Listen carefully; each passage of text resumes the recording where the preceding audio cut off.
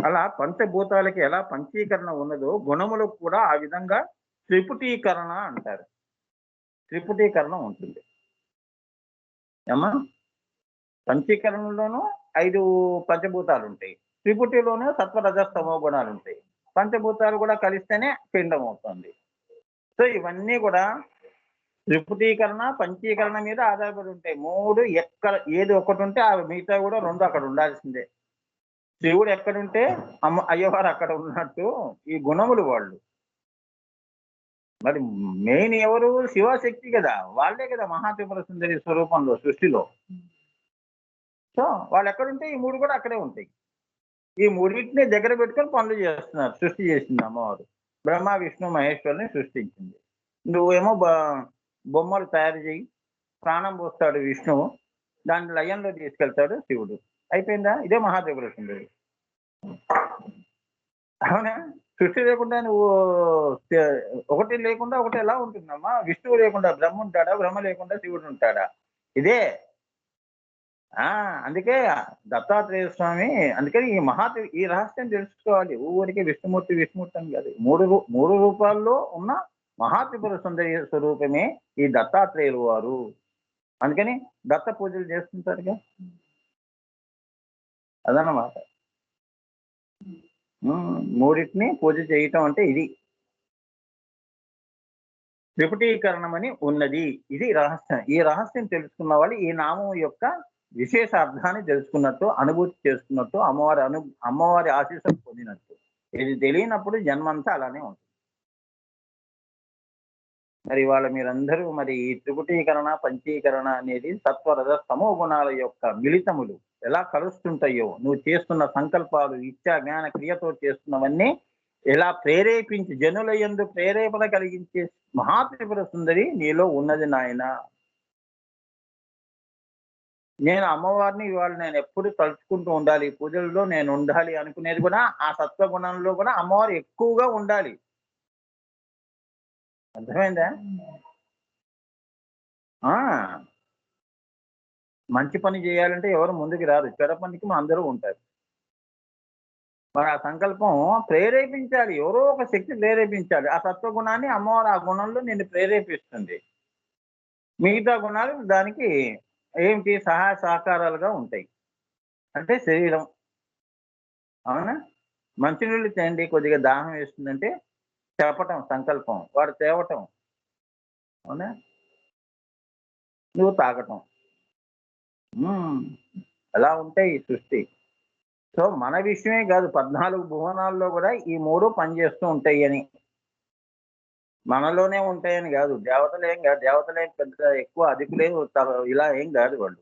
వాళ్ళంతా గూడా ఏంటంటే ఇది జయించిన వాళ్ళు కాబట్టి వాళ్ళు దేవతలయ్యారు. ఈ రహస్యం తెలుసుకొని, సానుభూతి చేసుకొని, మూడో కన్ను పైన ఉన్నారు గాబట్టి, వారికి ఈ మాయ అనేది అంటది గాబట్టి వాళ్ళు దేవతలు అన్నారు. నీకు మాయ అంటుతూనే ఉంటుంది ఎప్పుడు. రోజు స్నానం చేస్తూనే ఉండాలి. అందుకే ఇగో ఇదే మాయా స్నానాలు రోజు ఉంటాయిగా.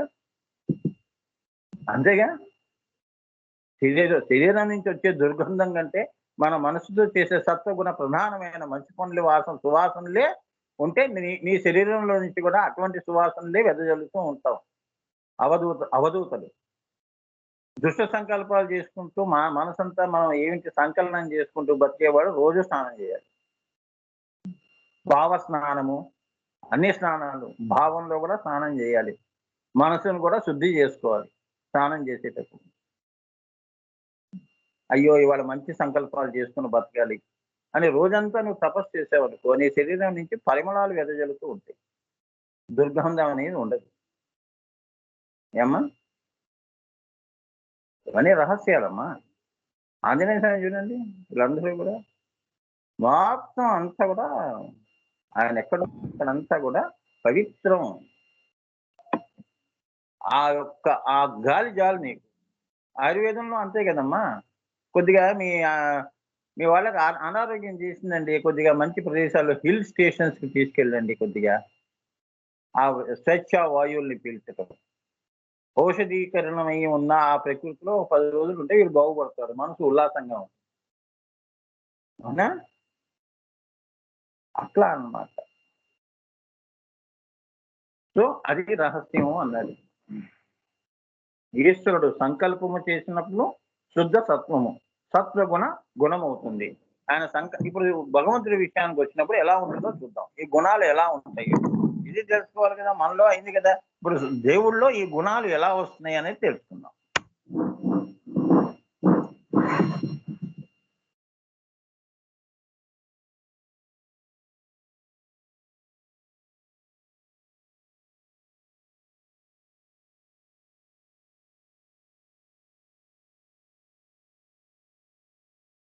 మహాత్రిపుర సుందరి అమ్మవారి యొక్క కృప ఉంటాయి కానీ ఇది అమ్మవారు అందుకే ఐం క్లీం సౌ సౌ క్లీం ఐం ఈ నామం చేసుకోమంటారు ఫస్ట్. అందుకే బాలమంత్రం ఇస్తారు ఫస్ట్.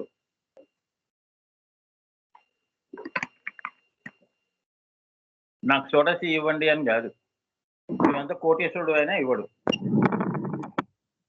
అర్థమైందా? ఎంత ఇష్టుడు అయినా ఇవ్వడు గురువు.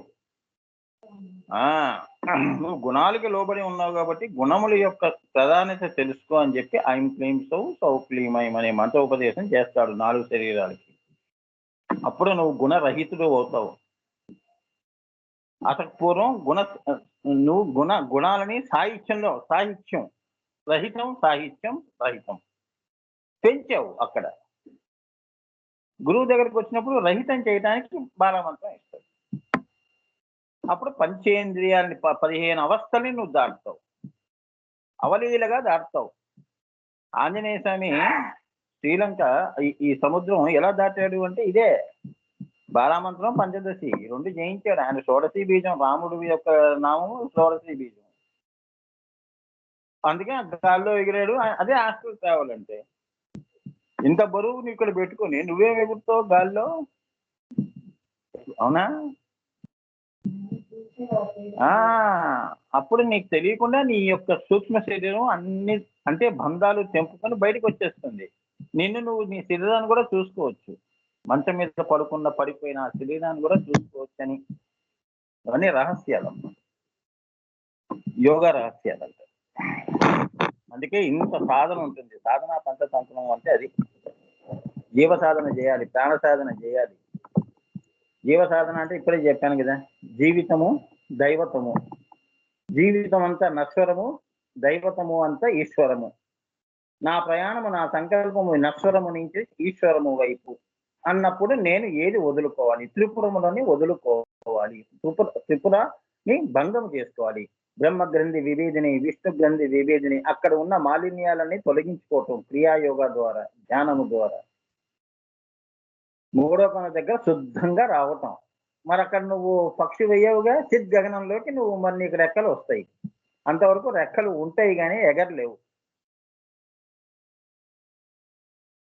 శ్వాస నిశ్వాస ఉచ్ఛ్వాస నిశ్వాసం అనే రెక్కలు అమ్మవారు అందరికీ ఇచ్చింది. కానీ ఎగరటం అనేది కొందరే చేస్తారు చిత్ గగనంలో.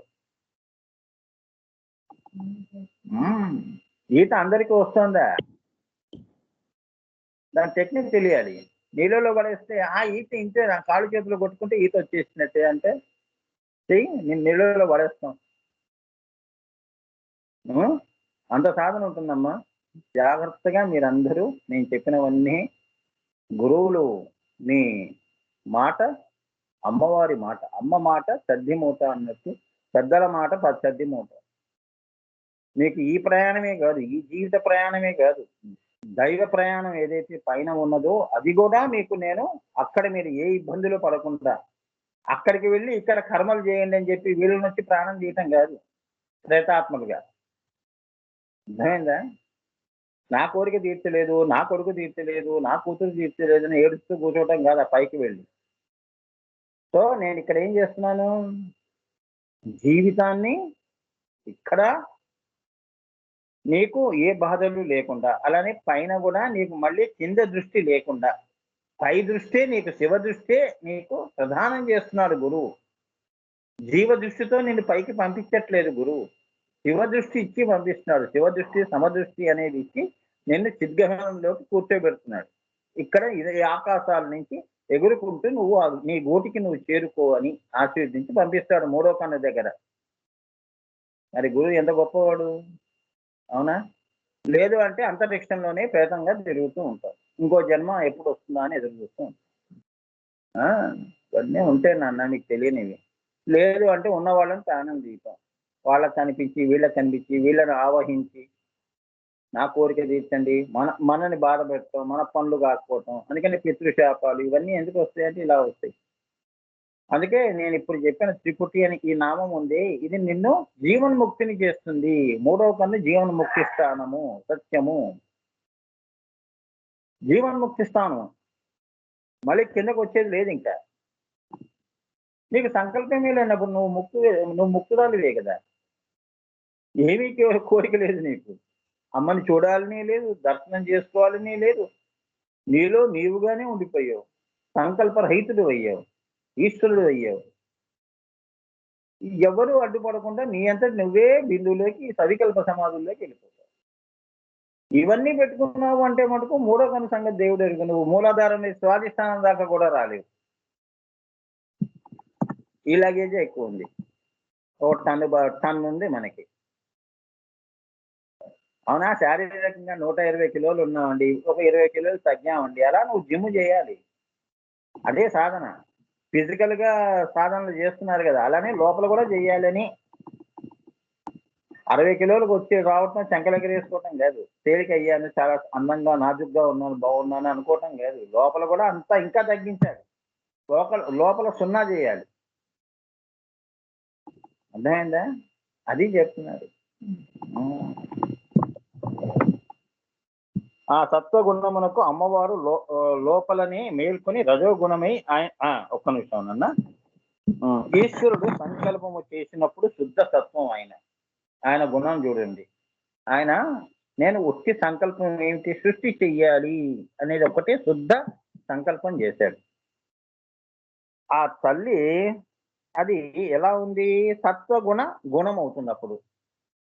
ఆయన పాపం చక్కగానే సత్వగుణంలోనే నేను సృష్టి చేయాలనే కోరిక పురుషుడిగా పెట్టుకున్నాడు అనుకుందాం. కారణం కాబట్టి పురుష సంకల్పంగానే ఉన్నాడు. ఇప్పుడు అమ్మవారు ఏం చేస్తుందో చూడండి. ఆ సత్వగుణమునకు అమ్మవారు లోపలనే మేల్కొని రజోగుణమై ఆయనకి నిశ్వాసముగా బయటకు వస్తుంది.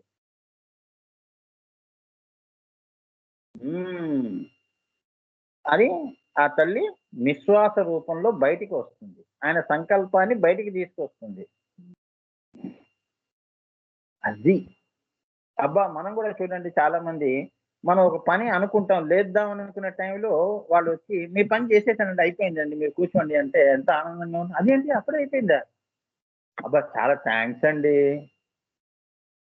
లేదా నాకు అరగంట పట్టేది. మీరు లోపలికి వెళ్ళాలంటే ఆ పని చేశారా? నేను చేసే పని చేసి పెట్టేసారా? అట్లా ఉంటుంది. అర్థమైందా? అమ్మవారు అలా బయటకొచ్చి పని చేసి వచ్చేస్తుంది. ఈ సత్వగుణంలోంచే ఈ అమ్మవారు బయలుదేరుతుంది. అమ్మవారు లోపలనే మేల్కొంటుంది. మేల్కొని రజోగుణమై ఆయనకి నిశ్వాసముగా బయటికి వస్తుందామె. ఇప్పుడు మీలో గూడా అలానే చేస్తుంది మీ పనులు. ఇప్పుడు మీరు సంకల్పం చేశారనుకోండి, సంకల్పం ఈశ్వరం. ఆ! అనుకుంటున్నానండి. చూద్దాం. అమ్మవారి దయ ఉండాలండి అంటాడు. అంటే ఏంటి రజోగుణం అమ్మవారు మేలుకుంటే నేను ఆ పని చేయగలుగుతాను. లేదంటే చేయలేను. ఆంజనేయ స్వామి కూడా ఇదే వచ్చింది. నేనేమిటి లంకకి వెళ్ళటం ఏమిటి? నాకంత శక్తి ఉందా? అని పాపం ఆయనకి శాపం గదా! అప్పుడు వీళ్ళందరూ ఆయన అమ్మవారిని ప్రార్థించారు. ఆంజనేయ స్వామిలో ఉన్న రజోగుణాన్ని మేలుకొల్పారు. శ్రీ ఆంజనేయం ప్రసన్నాంజనేయం అనంగానే ఒక్కసారి తన శక్తి అంతా బయటికి తీశాడు. సంకల్పంగా ఉన్నదంతా శక్తిగా మారింది. అవునా? ఒక్కసారి ఆకాశంలో ఎగిరిపోయాడు. అది చెప్తున్నాడు. నిశ్వాసముగా బయటికి వస్తుంది అమ్మవారు. ఆయనేమో సత్వగుణంలో ఉంటాడు. శుద్ధ సత్వము. ఆ సత్వగుణమునకు అమ్మవారు లోపలనే మేలుకొని రజోగుణమై ఆయనకి నిశ్వాసముగా బయటికి వస్తుంది. ఆ నిశ్వాసము శుద్ధ రజస్సు యొక్క లక్షణము కలది. శుద్ధ రజస్సు. ఆయన ఎంత శుద్ధమో ఈ అమ్మవారు ఎంత రజస్సో ఆ రజస్సు కూడా అంత. సూర్యుడు శుద్ధం. ఆయన కిరణములు కూడా అంతే శుద్ధ. ఈ కిరణాలన్నీ రజస్సులు. రజస్సులు అంటే కిరణాలన్నీ కూడా అంత శుద్ధంగా ఉంటాయి. అందుకే అది పెంట కుప్పలో పడినా కూడా అది పవిత్రత కోల్పోదు కిరణాలు. అవునా? అవునా కదా? గుడి మీద పడతాయి కిరణాలు, పెంట కుప్పలోనూ పడతాయి. అవునా? కానీ అంత పవిత్రత అని చెప్తున్నారు. అమ్మవారి సృష్టి ఆయన సంకల్పం ఎంత పవిత్రంగా ఉందో, అమ్మవారు రజోగుణంలో కూడా అంత పవిత్రంగా ఉంటుంది. ఆ సంకల్పానికి అదే మ్యాచింగ్. మళ్ళీ సంకలనం జరిగింది అక్కడ జరగడం అనేది ఉండదు ఇంకా. అంత పవిత్రంగా ఆ రజస్సు నిశ్వాసగా ఇప్పుడు నువ్వు శ్వాస తీసుకున్నావు అనుకోండి, శుద్ధ సత్వంగా తీసుకున్నావు. బయటికి వచ్చింది అంటే అది అమ్మవారి కృపే. లేదంటే లోపలే ఉండిపోతుంది. అదే ప్రాణం పోవటం. అవునా? నిశ్వాస చేసిందని. అంటే నీకు దాని ఫలితంగా నువ్వు బతికి ఉన్నావు. ఉచ్ఛ్వాస నిశ్వాసాలంటే అది. ఇదే సృష్టి. నువ్వు బతకటమే నీ సృష్టి. నేను ఆపేశాను అంటే సృష్టి లేదు. నువ్వు పోతే నీ వరకు సృష్టి లేదు. మొత్తం సృష్టి అంతా రజస్సు వెనక్కి వెళ్ళిపోయింది శుద్ధ సత్వంలోకి అంటే ప్రళయం, మహాప్రళయం ఏమీ లేదు. Quantum physics. అంటే మనందరం దేని మీద ఆధారపడి ఉన్నాం? ఈ రజోగుణం అనేది ఏదైతే ఉందో మేలుకొల్పటం. ఆ! ఇదే ప్రాణము, ముఖ్య ప్రాణము రూపంలో ఉంటుంది. ఈ గుణములు ముఖ్య ప్రాణంలో 3 విధాలుగా చీలుతుంది. మూడో కన్ను దగ్గర మనలో. అర్థమైందమ్మా? హ్మ్. అదే త్రివేణి సంగమం. ఆ మూడిటిని కలపటం, సంగమం చేయటం, భంగము చేయటం మూడో కన్ను దగ్గర జరుగుతుంది. అప్పుడు నువ్వు గుణాతీతుడు అవుతావు. అమ్మవారికి నామాలు ఉన్నాయి కదా! గుణాతీత, సర్వాతీత అని ఇలా ఉన్నాయి కదా నామాలు. అలా. ఆ నామాల దగ్గరకు వస్తావు. అన్నీ దాటి వస్తావు. వెనక్కి వెళ్ళిపోయిందంటే గుణాలన్నీ అంటే ఏంటి? సంగమం అయిపోయినాయి. అంటే ఏంటంటే డిసింటిగ్రేషన్ అంటారు. అంటే అమ్మవారు వెనక్కి గుంజేసుకుంది. సూర్యుడి కిరణాలు ఎలా వెనక్కి తీసుకుంటాడో అలా వెనక్కి వెళ్ళిపోతుంది. మళ్ళీ శుద్ధ సత్వంగా పైన వెళ్ళిపోతుంది అమ్మవారు. ఖడ్గమాల.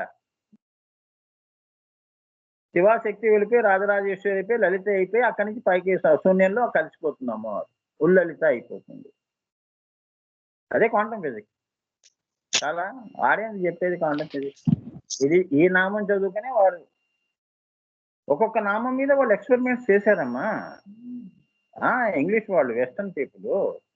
ఇప్పుడు ఈ నామం ఉందనుకో, ఇప్పుడు నీ నామం ఏం చదివా, నీ నామం ఏంటి చెప్పండి, మీరే గుర్తు అప్పుడే మనం మర్చిపోతుంటాం. చూడండి, జన తమో గుణ అన్నాడు. ఈ జన తమో గుణ అంటే ఏంటి అని వాడు దాని మీద రీసెర్చ్ చేసి ఇదంతా ఇప్పుడు మనం ఎలా మాట్లాడాను నేను దీని మీద ఈ భాష్యాలు ఎవరెవరు చెప్పారు అనేది దాని అంతా తెలుసుకొని దాని మీద వాడు ఏంటి ఒక క్వాంటమ్ ఫిజిక్స్ అని ఒక ప్రిన్సిపల్ రాసి పడేసాడు.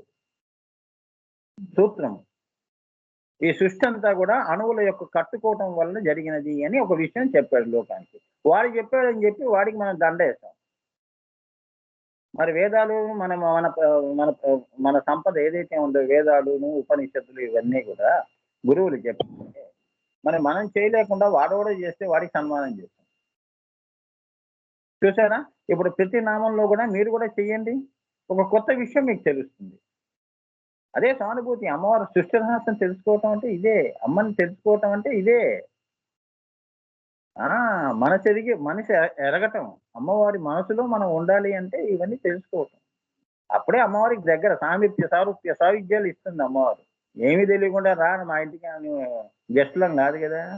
మణిదీపంలో అందరికి ఇన్విటేషన్‌లు వస్తున్నాయా? అందరూ రండి మా మణిదీపంలో అని దేవతలు వచ్చి చెప్తున్నారా?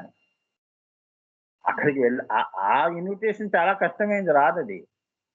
ఏ జన్మకి రాదు చాలా మందికి. ఆవిడ పిలవటం అంటే సామాన్యమైన విషయం కాదది. తలకిందులు తపస్సు చేసిన ఋషులు ఇప్పుడు ఈ కలియుగంలో కూడా ఉన్నారు. ఎప్పుడో త్రేతాయుగంలో మొదలుపెట్టిన వాళ్ళు. అమ్మ దయను పొందటం అంత సామాన్యమైన విషయం కాదు అని చెప్తున్నారు. ఈశ్వరుడు సంకల్పం చేశాడు. ఆయనేం కోరుకోలేదు. నేను సంకల్పం చేశాను. నాలో ఆ తల్లి ప్రేరేపణ చేస్తే నిశ్వాసగా బయటకు వస్తుంది. వచ్చింది. ఆయన సంకల్పం ఎందుకంటే ఇద్దరు ఒకటే కాబట్టి ఆయన అనుకోవటం, ఈమె చేయటం. అర్థమైందా? అలా ఉంటుంది. ఫ్యాన్‌కి 3 రెక్కలున్నాయి. ఒక రెక్క తర్వాత ఇంకో రెక్క, ఇంకో రెక్క తర్వాత ఇంకో రెక్క. ట్రైన్‌కి ఒక ఇంజిన్ ఉంటుంది. బోగీలుంటాయి. ఆ ఇంజిన్ ఎక్కడికి తీసుకెళ్తే ఇవన్నీ అక్కడికే వెళ్తాయి. అలా ఉంటాయి వీళ్ళ వీళ్ళ సంబంధం. అర్థమైందా? గమ్యము ఒకటే, అన్నీ ఒకటే. దారి ఒకటే. నడక ఒకటే. అది కింద పడిపోతే మిగతావి పడిపోతాయి. అట్లా అన్నమాట. శివశక్తి అంటే అది. బీజము, వృక్షము. బీజము లేకుండా వృక్షం ఎక్కడి నుంచి వచ్చింది? అవునా? అది చెప్తున్నాడు. సో, శుద్ధ రజస్సు యొక్క లక్షణము కలది. దాని యందు ప్రతిబింబము రావాలనంటే తమోగుణ లక్షణములు అందులో కలిస్తేనే గాని. ఇప్పుడు శుద్ధ రజస్సు యొక్క లక్షణము కలది. దాని యందు మళ్ళీ ప్రతిబింబము పడాలి. ప్రతిబింబము పడాలి అంటే ఈశ్వరుడి యొక్క ప్రతిబింబము అమ్మవారిలో ప్రతిఫలించాలి అంటే ఆఖరిదైన తమో గుణం కావాలి. రావాలనంటే తమో గుణ లక్షణం అందులో కలిస్తేనే గాని ప్రతిబింబం అనేది ద్వితీయం రాదు. అంటే రెండవది రాదు అని. అంటే పాకము రావాలి అంటే ఏం చేస్తున్నాం మనం? పాకం రానియండిరా, స్వీట్ తర్వాత కదా వేసేది. అవునా? పాకమే పట్టనప్పుడు నువ్వేం చేస్తావమ్మా? పాకం పట్టాలి కదా! ఆ పట్టటమే తమో గుణ లక్షణం. అది వస్తేనే గాని ప్రతిబింబం రాదు. అంటే ఏంటంటే సృష్టి రాదు అని. వాళ్ళు శివశక్తి బిందువుగా రాలేరు. విశ్వయోనిగా రాలేరు అని. ఇప్పుడు చూసారా సత్వ రజస్ తమో గుణాలు ఎలా ఈ మూడు కలిసినదే ఈ యొక్క విశ్వయోని త్రిపుటి అంటారు. మహా త్రిపుర సుందరి స్థానము అంటారు. విశ్వయోని, కనటము, సావిత్రి, గాయత్రి, ఈ అనేకము అనే సృష్టి వచ్చింది అని. అందుకే ఈ ముందు మనం కింద నుంచి బయలుదేరేటప్పుడు ముందు మహా త్రిపుర సుందరి దర్శనమే అవుతుంది. ఆ తల్లి దయ ఉంటే లోపలికి వెళ్తాం. ఆ మూడు కూడా త్రిపుటి భంగం కావాలి. ఆ అదే నీ యొక్క ఆజ్ఞాచక్రము అంటారు. ఇలా మూడు త్రికోణాలు ఉంటాయి పై వరకు. ఇవే మూడు త్రిపురములు దాటితే గాని నీకు లయము రాదు అని. అష్టాదశ మహాద్వీప సామ్రాజ్యోక్త భవిష్యతి అని 18 ద్వీపాలకి నువ్వు రాజు కాలేవురా నాయన అంటున్నాము. అంత పెద్ద కిరీటాన్ని మీద పెట్టాలి అంటే నువ్వు ఎన్ని యుద్ధాలు చేయాలి కింద నుంచి? అవునా? మన గవర్నమెంట్ ఆఫ్ ఇండియా అందరికీ ఇచ్చేస్తుంది. ఆ పద్మశ్రీను, పద్మ విభూషణ్లు అందరికీ ఇచ్చేస్తుంది. పడేవాళ్ళు కష్టం పడ్డారు కాబట్టి ఇస్తుంది, గుర్తించి ఇస్తుంది. అవునా? మనకే ఎన్ని నియమాలు ఉంటాయి, పైకి ఎన్ని ఉంటాయి మరి? అవునా? నువ్వు యోగి కావాలి కదా. కిందంతా భోగి, మూడో కన వరకు భోగం, భోగాలత్వం అంటారు చూడండి. భోగిగా జీవించావు, మూడో కన దగ్గర యోగి అయ్యావు. అవునా? రాజరాజేశ్వరి స్థితి దగ్గరికి వెళ్ళినప్పుడు మహాయోగి, మామూలు యోగి కాదండి ఆయన, మహాయోగి అండి అంటారు. మహా అవతారం అండి అది, అమ్మవారి అవతారం అంటారు. మహావతార బాబాజీ అంటే అది. ఆయన రాజరాజేశ్వరి అమ్మవారి యొక్క స్వరూపం. అందుకనే సాధ్య అసాధ్యాలనే ఆయనకి ఉండవు. అదన్నమాట. మహాపురుషులు ఆ లోకాల నుంచి వస్తారు. అందుకే కరాంగులి నకోత్పన్న నారాయణ దశాకృతి అని అందుకే అన్నారు. ఏమ్మా? సో కాబట్టి ఆ బిందువు శుద్ధ సత్వ రజ తమో గుణములు కలది. ఇప్పుడు ఆ బిందువు ఏదైతే వచ్చిందో అమ్మవారి త్రికోణము, శ్రీచక్రంలో ఉన్న త్రికోణాంతర దీపికగా ఉన్న శ్రీచక్రం మీరు చూస్తే మధ్యలో ఉన్న బిందువు 3 గుణములతో కలిసి ఉన్నది. అది నువ్వు కింద నుంచి దానికంటే పైకి నువ్వు వెళ్ళాలి, నిర్వికల్ప సమాధుల్లోకి వెళ్ళాలంటే అది కూడా తొలగించుకొని నువ్వు నిరీశ్వరంలోకి వెళ్ళిపోవాలి. అది నిర్వికల్ప సమాధి. అది. సో బిందువులో కలిసావు అంటే అది ఏమైంది? సవికల్పము అయింది. అక్కడ అమ్మవారి సంకల్పం ఉంది, అంటే త్రిపురంలో కలిసావని. అది కూడా నీకు గొప్ప, అది సామాన్యమైంది కాదు. దాని పైకి నువ్వు నిర్వికల్పంలోకి వెళ్ళావంటే ఇంకా నువ్వు అయితే నిర్వికల్ప సమాధులు అంటారు. మహాశూన్యంలో కలవటం, అంతవరకు శూన్యం. బిందువు శూన్యం. అమ్మా, శూన్యానికే శూన్యం, మహాశూన్యం. నువ్వు శూన్యం అనేది ఏదైతే అంటున్నావో, ఇప్పుడు నీకు నాకు మధ్య ఏదో కొద్దిగా శూన్యం ఉంది. చుట్టూ చూసామంటే మహాశూన్యం. ఇది కూడా పోవాలి. నీకు నాకు మధ్యలో ఉంది శూన్యము అనేది కూడా పోతేనే కానీ మహాశూన్యం బయటికి రాదు. అది నువ్వు కావాలి. ఈ శూన్యం శూన్యంలో కలవటం. చాలా జాగ్రత్తగా అర్థం చేసుకోండి. ఇవన్నీ చాలా రహస్యాలు ఇవన్నీ. అది అన్నాడు. నిర్వికల్ప అన్నాడు. ఇది కిందకు వస్తే బిందువు దగ్గరకు వస్తే సవికల్ప. అంటే ఇంకొక నెక్స్ట్ నీకు నిర్వికల్పమే. అంటే బిందువులోకి వెళ్ళినా రేపొద్దున అమ్మవారి మహాప్రళయంలో ఆవిడ కూడా ఆవిడతోనే నువ్వు మళ్ళీ మహాశూన్యంలోకి వెళ్ళిపోతావు. అర్థమైందా? ఇది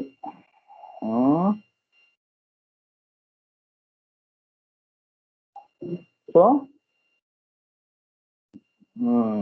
కాబట్టి ఆ బిందువు శుద్ధ సత్వ రజ స్తమో గుణములు కలది. అదే బిందు స్పంద ప్రతిస్పందములు. కిందకు వస్తే బిందు స్పంద ప్రతిస్పందములుగా వచ్చింది. మళ్ళీ అదే ఓం హ్రీం శ్రీంలోకి వెళ్ళిపోవటం. ఇదే మహాత్రిపుర సుందరి. బిందువు దగ్గర స్పందన చేసింది, అది మళ్ళీ మధ్యమం అయింది. పశ్చింతి నుంచి మధ్యమంలో హ్రీంకారాసన గర్భితానాల శిక్షం, అది బిందు స్పందం అయింది. ఆ స్పందం మళ్ళీ ప్రతిస్పందం ఇగో ఈ యొక్క స్థూల సృష్టిని చేసింది, ఓం అని చేసింది. అందుకే 3 గంటలు కొడతాం గుళ్ళల్లో మనం, 1 గంట కొట్టాం.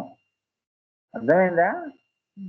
3 గంటలు ఓం అనేది 1 గంట కొట్టడం, హ్రీం ఇంకొకటి, శ్రీం.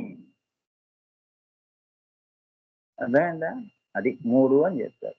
అందుకని 3 ముళ్ళు అంటే అంతవరకు మన బంధం ఉండాలి అని. 2 అక్కడికి వెళ్ళినప్పుడు నీ ఆత్మ ఆత్మ 2 ఒకటిగా వెళ్తుందని. అక్కడంతా వన్నెస్ కదమ్మా, కింద అనేకం కదా. ఇక్కడ నా భర్త నా పిల్లలు అంటాం, అక్కడేమంటావు నీవు? ఇప్పుడు ఉదాహరణగా చెప్తున్నాను, నీ ఆత్మ నా ఆత్మ ఒకటే అయిపోయింది. నాది అదే భావం, అహం బ్రహ్మాస్మి. నీవు కూడా నాలోనే చూస్తున్నా నిన్ను. నీకు వస్తుంది, వాళ్ళకే వస్తుంది. అక్కడ ద్వైతం ఉండదు. అర్థమన్నమాట. ఆ భావం వస్తే వాళ్ళు 7 జన్మల బంధం అంటారు. అది అలా. సో 3 గంటలు 3 బిందు స్పంద, నాద బిందు కళ అమ్మా. నాదము పరాశూన్యము, బిందువు శ్రీచక్రం, కళ ఏమో అమ్మవారి హ్రీం బీజం. అన్ని పెట్టుకుని కూర్చుంది కదా, అన్ని కళలు. అక్కడి నుంచే కదా ఓంకారం వచ్చింది, స్థూల ప్రపంచం. అవునా? నాద బిందు కళ, అది చెప్తున్నాను. సో బిందువు మధ్యలో ఉంచి త్రికోణముగా భావిస్తే పైది సత్వగుణము. బిందువు మధ్యలో పెట్టి త్రికోణం వేయండి, పైనది ఏంటి? సత్వగుణం టిప్పులో ఉంటుంది. అవునా? త్రికోణం వేయండి, బిందువు మధ్యలో పెట్టి ఒక త్రికోణం వేయండి. వేస్తే పైనది ఏమో సత్వగుణము, ఏమో కుడివైపు రజోగుణము, ఎడమ వైపు తమో గుణము. అదే బ్రహ్మ విష్ణు మహేశ్వరుడు. చాలా వారి జంటలు, బ్రహ్మాని మహాలక్ష్మి, ఇగో రుద్రాణి. సరిపోయిందా? ఇదే పంచబ్రహ్మ సనాసీన అని అమ్మవారికి. మధ్యలో సదా వాళ్ళు మొత్తం 5గురు బ్రహ్మలు. సృష్టిలయ తిరోధాన వమనాలు అక్కడ ఉన్నాయి అని. ఇక్కడ మనమేమనుకుంటాం, మన గుండెలో మన ప్రాణం ఉంది అనుకుంటాం. దీన్ని కాపాడుకోవటం కోసం హాస్పిటల్ డాక్టర్లు చుట్టూ తిరుగుతాం. అసలు ప్రాణం పైన ఉంది. ఈ రహస్యం ఎవరు చెప్తారు? ఇది డాక్టర్లు చివరికి నా చేతిలో కూడా ఏం లేదండి, దేవుడి చేతిలో ఉంది, నేను చేయవలసింది చేశాం అంటారు. అర్థమైందా? అందుకే ప్రాణం అక్కడుంది, నీ దారం అక్కడుంది. సో ఆ దారాన్ని పట్టుకొని నువ్వు వెళ్ళాలి. సో ఆ దారాన్ని ప్రార్థిస్తే ఏదన్నా మళ్ళీ ఇక్కడ బతికే ఛాన్సెస్ ఉంటాయి. అమ్మా సరే, నాద బిందు కళ నువ్వు కళవి కదా. ఆ నాదం సరిగ్గా ఉండాలి, బిందువు సరిగ్గా ఉండాలి, నాద బిందు స్పందం సరిగ్గా ఉండాలి, కళ సరిగ్గా ఉండాలి. కళ సరిగ్గా ఉందంటే నీ శరీరం సరిగ్గా ఉందని. అక్కడ మళ్ళీ ఆ శబ్దము నాదము వినిపిస్తూ ఉంటుంది. లబ్డబ్ లబ్డబ్ లబ్డబ్ అని కొట్టుకుంటుంది. నార్మల్ సి అంటారు. తేడా వచ్చిందంటే అయిపోతుంది అని. అంత కనెక్టెడ్ గా ఉంటుంది. పైనది కనిపించదు, కానీ అదే దాన్నే దేవుడు అన్నారు మీరు. ఏమన్నా అనుకోండి. మనుషులు 10 రకాలుగా పైన శక్తిని అనుకుంటారమ్మా. నాకెందుకు అవన్నీ? నేను అనుకునేది వేరు. మీరు అనుకునేది వేరు. నువ్వు అనుకునేది, నేను అనుకునేది ఒకటే. ఇంకెందుకు నీకు నాకు మళ్ళీ అనవసరమైన ఆర్గ్యుమెంట్స్, వాదోపవాదాలు ఎందుకమ్మా? ఆ! సో, అది త్రిగుణ త్రికోణము. అందుకని 3 గుణములతో ఉన్న త్రికోణము. అందుకే త్రిగుణ త్రికోణము అన్నారు. 3 గుణములతో ఉన్నది కాబట్టి అది. సో త్రిగుణాత్మిక అన్నది అదే. త్రిగుణాత్మిక అంటారే, అమ్మవారి నామం ఉంది. ఓం ఐం హ్రీం శ్రీం త్రిగుణాత్మిక అన్నారే, ఆ నామానికి అర్థం ఇదన్నమాట. గుణములుగా చూస్తే ఆ విధంగా చూడవలను. అమ్మవారిని త్రిపుర సుందరిగా నువ్వు గనక పూజ చేస్తున్నప్పుడు అమ్మవారిని ఎప్పుడు ఆ యొక్క బిందువులో శ్రీచక్రంలో ఈ త్రిగుణాత్మికాన్ని భావన చేస్తే ఈ దృష్టినే పెట్టుకొని నువ్వు కుంకుమ వెయ్యి అని అర్థమైందా? అప్పుడు నేను పూజ ఫలిస్తుందా పిచ్చివాడా? భావం గొప్పది, పూజ కాదు. నువ్వు వేసిన కుంకుమ క్వాలిటీదా? నేను ఎంతో కష్టపడి కుంకుమ అక్కడి నుంచి తెప్పించానండి, దాంతో చేశాను పూజ అని అది కాదు కావాల్సింది అమ్మవారికి. భావంలో నువ్వు ఎంతవరకు దగ్గరగా ఉన్నావు, అందులో కూడా సామీప్య సారూప్య సాయుధ్యంలో ఉండాలి. కుంకుమ వేస్తున్నప్పుడు కూడా నీ చేతిలోకి తెలియకూడదు. అక్కడ కుంకుమ ఉన్నా లేకపోయినా చెయ్యి అలా వేస్తున్నట్టుగానే ఉండాలి. అది ఉండాలి సాయుధ్యం. అర్థమైందా? ఆ భావన వస్తేనే కానీ అమ్మవారు ప్రసన్నం కాదు అని. బిందువు మీద నువ్వు త్రికోణం అది వేసావు అంటే, శ్రీచక్ర పూజ చేసావంటే ఎంతో అదృష్టవంతురాలు అనుకోవాలి. అంతేగాని శ్రీచక్రం ఇంట్లో పెట్టుకోవచ్చా, నెత్తిన పెట్టుకోవచ్చా, దానికి వాస్తు ఉందా, అది చెడు చేస్తుందట కదా. సృష్టి చేసింది, చెడు ఎందుకు చేస్తుందమ్మా? బిందువు లేకుండా సృష్టి ఎక్కడ ఉందమ్మా? పిచ్చి మాటలు కాకపోతే నా దగ్గరికి వచ్చి మాట్లాడితే అదెందుకు చెడు చేస్తుంది? ఇప్పుడు ఇంత సృష్టి జరిగింది, ఇదంతా చెడుగా కనిపిస్తుందా నీకు? చెప్పమ్మా, చెడుగా ఉందా? ఒక చిన్న శ్రీచక్రం ఇంట్లో పెట్టుకోవడానికి ఏమైంది నీకు? ఎంత పవిత్రం. ముగ్గు వేసుకోవచ్చా అండి? ముగ్గు వేసుకుంటే మంగళమా అమంగళమా అన్నట్టు అడుగుతున్నారు. పొద్దున్నే ముగ్గు వేసుకోవు, ముగ్గు కూడా శ్రీచక్రమే కదా. చెప్పాను కదా, బిందువు లేకుండా ముగ్గు ఏం వేస్తావు చెప్పు? చుక్కలు లేకుండా ముగ్గేయి, అదే శివశక్తి. అదే నేను స్థూలంగా ఒక శ్రీచక్రం పెట్టుకుని పూజ చేసుకోమ్మా అన్నాను. ఏముంది? నువ్వు చేసే ప్రసాదాలని రోజు దేవుడు తింటున్నాడా? అవునా? నీ భావంలో తింటున్నాడు అనుకుంటున్నావు. అవునా? ఆవిడ అన్నిట్లోనే ఉంది. అన్నంలో కూడా ఆమె స్వరూపమే ఉంది, త్రిగుణాత్మిక. లేదా బియ్యం ఎలా వస్తాయి? అవునా? చెప్పురా అంటుంది అమ్మవారు. అక్కడికి వెళ్తే వాయించేస్తుందమ్మా. అన్నిట్లో నేను ఎవరికి ఎవరు నైవేద్యం పెడుతున్నారు? అర్థమైందా? అంటే ఏంటంటే భావనలో ఏంటంటే అంత పవిత్ర భావన నువ్వు పెట్టుకోవటం. అమ్మా, నువ్వు ఏది ఇచ్చినా నీవు ఇచ్చినదే అని చెప్పి నీకు నైవేద్యంగా సమర్పిస్తున్నాను. నేను నా అహం అనేది తగ్గించుకొని, తీసేసుకొని, తొలగించుకొని నేను సంపాదించాను, నేను నీకు నైవేద్యం పెడుతున్నాననే భావన తొలగించుకొని నీ దయతో నేను నీకు పెట్టి నేను తింటాను నీ దయతో. అదే ప్రసాదముగా భావిస్తాను. అదే ప్రసాదం అంటే. ఇది తొలగించుకొని ప్రసాదం నేను, అంతేగాని ఊరికి ఎగబట్టం కాదు. ప్రసాదం తీసుకున్నాం అంటే ఇది ఉండాలి, తల్లి దయ అండి. అందుకని తిరుపతి ప్రసాదంలో అంత గొప్పతనం అంటే ఇదన్నమాట. ప్రసాదం అంటే ఏంటి? అమ్మ నీకు అన్నం పెడుతున్నట్టే. అమ్మా, మనం చిన్నప్పుడు అమ్మ చుట్టూ చేరేవాళ్ళం కదా, సద్దన్నం కలిపి అందరికీ పెడుతుంటే అలా తినాలనిపిస్తుంది. అమ్మ నువ్వే కలిపి పెట్టమ్మా అని. అవునా? మనం కలుపుకొని తినలేము, మనకి ఇష్టం లేదు. అమ్మ పెడితే బాగుంటుంది. ఏంటో మరి ఆ చేతుల్లో ఏముంది అది చెప్తున్నాడు ఇక్కడ. ఎవరు ఇస్తున్నారు ప్రసాదం అని. ఏమ్మా? సో మాతృకా వర్ణములుగా చూస్తే దానిని అకధాది త్రికోణము అంటారు. ఆకాధ ఏమ్మా, అకధాది చక్రము అంటారు. ఏది? త్రికోణాంతర దీపికని. ఆ అంటే సదాశివుడు, ఖ అంటే బ్రహ్మయి, ధ అనే నాదము, సృష్టి చేసింది అని. అకధాది వర్ణములు అకధాది చక్రము అంటారు. ద టాప్ చక్ర అని. వర్ణాల్లో ఆలు ఎంత టాపో మిగతావన్నీ హల్లులు ఇవన్నీ వస్తాయి. అదంతా సృష్టి. అసలు అకదాది ఏమ్మా అనగా అనగా అనగా అనగా అనగా అండి అని ఎలా అంటాం కథలు చెప్పేటప్పుడు ఆ అనగా అనగానే అకదాది. ఈ కథ ఎప్పుడు జరిగిందంటే అనగా అనగా అనగా ఒక రాజు ఉండేవాడు వంగదేశపు రాజు అని చెప్పి చందమామ కథల్లో చదివాం కదా. ఆ అనగా అనగా అనేది అకదాది చక్రం. చాలా ఎప్పుడు వచ్చిందంటే మాకు తెలియదండి. దాంతో పాటు కాలం పుట్టింది. ఆ కాలంలో మేము పుట్టాము. మీరేమో ఆ కాలం ఎప్పుడు పుట్టింది అని అడిగితే ఎలా అండి? అవునా? పిచ్చి కాకపోతే మనం ఎలా చెప్తాం అమ్మా? ఈ సృష్టి ఎప్పుడు జరిగింది అంటే ఎలా చెప్తాం? ఆ కాలం మమ్మల్ని పుట్టించిందండి బాబు. అదెప్పుడు పుట్టిందో మాకేం తెలుసు. అందుకే అనాది అమ్మవారు. అనాది ఆది అయి ఆది మధ్యాంతరహితగా ఈ సృష్టి చేసిందండి. అందుకే అనాది అంటే ఆ అనే అక్షరానికి అనుత్తర లిపి. అటు ఇటు కూడా ఏమీ లేదు. ఊహాజనితంగా మేము ఆ అని పెట్టుకున్నాం. త్రేతాయుగము, ఈ యుగము, ఆ యుగము అని ఒక క్యాలిక్యులేషన్ చేసుకుని బతుకుతున్నాం. అర్థమైందా? మా తాతగారు చెప్పారు మేము ఇలా చేస్తాం పూజ. మేము మార్చాం. ఇదే పద్ధతి. అటు ఇటు ఏమీ లేదు. శూన్యమే ఉంది. అదే అనగా అనగా ఒక కథ అంటారే.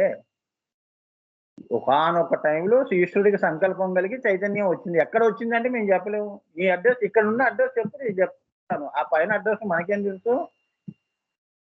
అవునా? ఇటువంటి గ్రహాలు ఎన్నో ఉన్నాయి కదమ్మా పైన.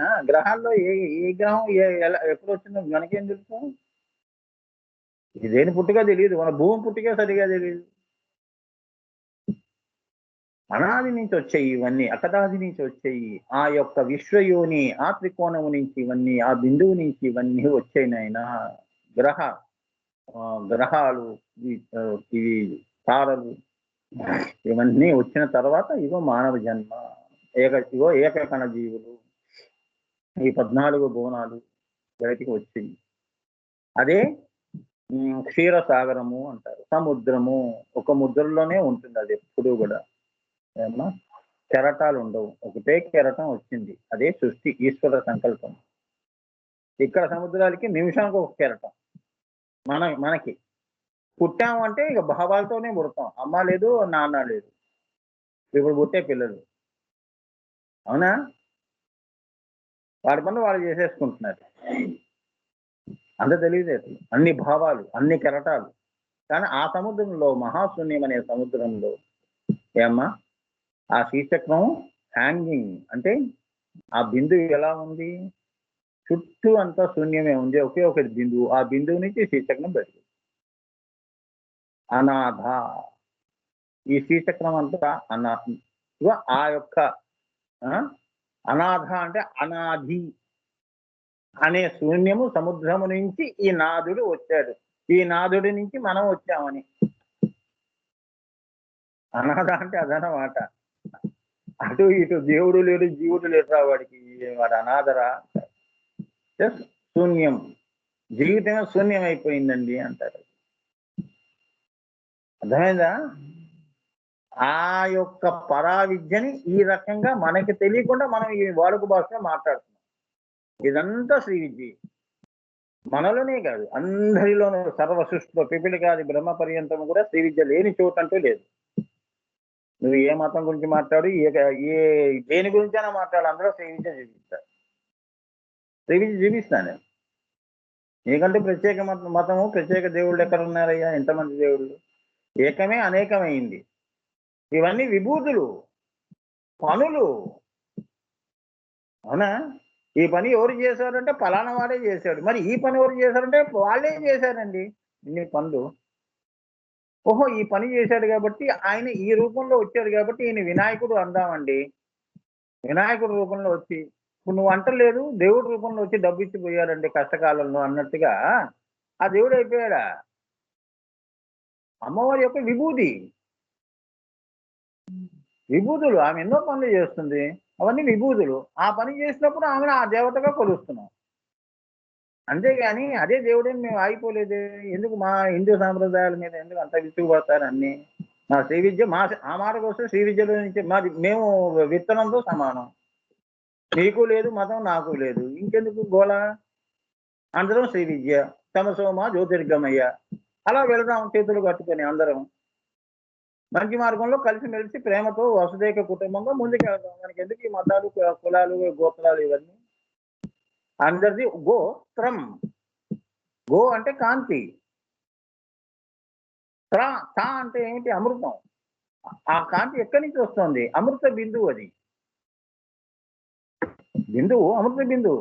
అందుకే దేవుడి గోత్రం అండి మాది. గోత్రం తెలియని వాళ్ళు దేవుడి గోత్రం అండి. అందరూ అక్కడి నుంచి వచ్చారుగా, అదే గోత్రంతో చెప్పండి. అది రహస్యం. సో అందరికీ ఒకటే నాదుడు, 10 మంది నాదులు లేరు. నువ్వు ఏదన్నా అను, నేను అమ్మ అంటే నువ్వు అయ్యా అను, వాడు అబ్బా అన్నా కూడా దేవుడు, అది కూడా మంత్రమే. ఏదైనా మంత్రమే, మాటే మంత్రం. ఈ శబ్దమే మంత్రం. కా కా కా కా కా కాకులు అంటూ ఉంటాయి చూడండి. కా కా కా కా కా కా కా కా కా కా కా కా కా కా అనుకుంటూ పోతుంటే అది కూడా మంత్రం అయిపోతుంది, బీజం అయిపోతుంది. తం బ్రహ్మే దివ్యజానాత్. నువ్వు బ్రహ్మమైపోతావు. అక్షరం కూడా మంత్రమే.